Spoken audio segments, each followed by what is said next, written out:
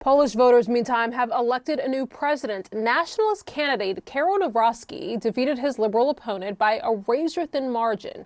Nawrocki is aligned with Poland's right-wing populist Law and Justice Party, and his victory means that the party will continue its 10 years and counting spot in the presidential palace. Let's get to CNN's Fred Pleitgen, who joins us live this morning from Berlin. Tell us a bit more about this candidate. Nawrocki is a supporter of President Trump. He's visited the White House in the weeks before the election. Fred, what impact do you think this win will have on the war in Ukraine and Poland's relations with Russia? What more can you tell us about this this new candidate or this new politician?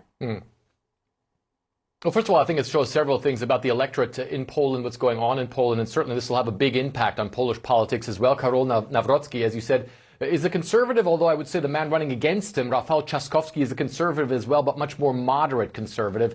And there's certain things about Nawrocki that certainly stick out and that certainly are very interesting. First of all, he is obviously very much a supporter of Donald Trump and also supported by President Trump as well. He did, of course, have a meeting with President Trump in the Oval Office, and that may have given him a boost in the polls as well. So one of the things about the Polish presidency, Rahel, is that Poland is very much a parliamentary democracy. The president, though, has a veto power, and that is very important. And that's why all of this could have big impact on Polish politics, on European politics, but on international politics and for Ukraine that you were mentioning as well. One of the things that Nawrocki has said is he's very anti-European Union. That does not mean that he wants Poland to go out of the European Union, but he wants to stop what he calls interference by the European Union into the affairs of the national states that are within Europe. And of course, one of the things that's been going on in Poland over the past 10, 15 years since some of the conservatives have been in power is that they have done certain things within Poland that the European Union has said is counter to the values of the European Union. For instance, as far as the Polish Constitutional Court is concerned, weakening that. As far as the free press is concerned, weakening that as well.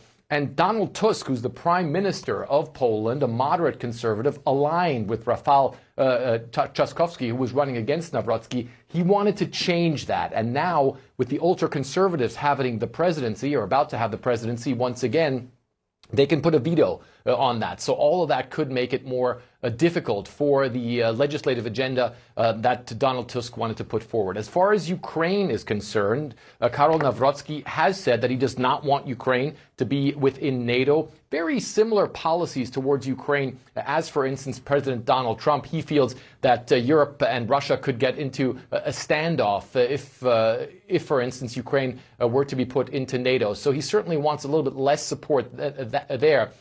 But one of the things about the ultra-conservatives in Poland is that they are very anti-Russian. They are very antecedent to Russia, and they very much fear that there could be an invasion by Russia against Poland in the not-too-distant future. And if we look at the two candidates that were up against one another now within this Polish election, there are some things where they certainly did see eye to eye, and one of them was definitely defense spending. Both of them want to spend and continue to spend big on defense in Poland, around 5%. Both of them also very tough on migration as well. And so with this new president in office, it'll definitely make it more difficult for the prime minister, for Donald Tusk, to put through his legislative agenda. But at the same time, you will most probably see very good relations between the United States and Poland continue, Rahel. Okay, we'll watch this space. Fred Pleitgen, live for us there in Berlin. Fred, thank you.